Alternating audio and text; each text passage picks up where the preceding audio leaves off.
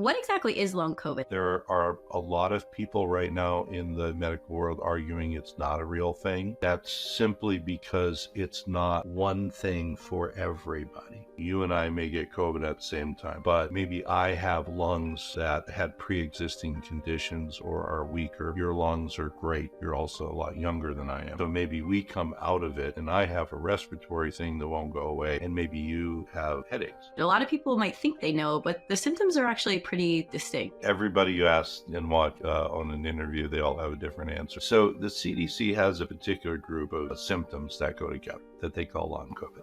And then every publication alters those symptoms to a degree. And right now, one of the big arguments is long COVID really a distinct entity, or is this something that we have always seen with bad viruses, for example? So you could get some non-SARS related virus and you could be just as sick after that as you are with long COVID. Well, the difference is we have this very compressed timeline where we had a lot of people get sick with the same virus or similar, and then we have a lot of people who don't, quote, get over it afterwards. They do have predilections based on the type of variant that you had to start with. Earlier variants, we had people who would lose a sense of taste and smell, for example, and that was a really common problem that went into their long COVID. So then you can get what we call constitutional symptoms, which would be feeling chronic pain, chronic fatigue, feeling aggravations of things that you had before. There are other organic problems which are certainly of great concern. Those would be with the organs that like to keep us alive. So beyond the brain, heart and the lungs are areas where you can have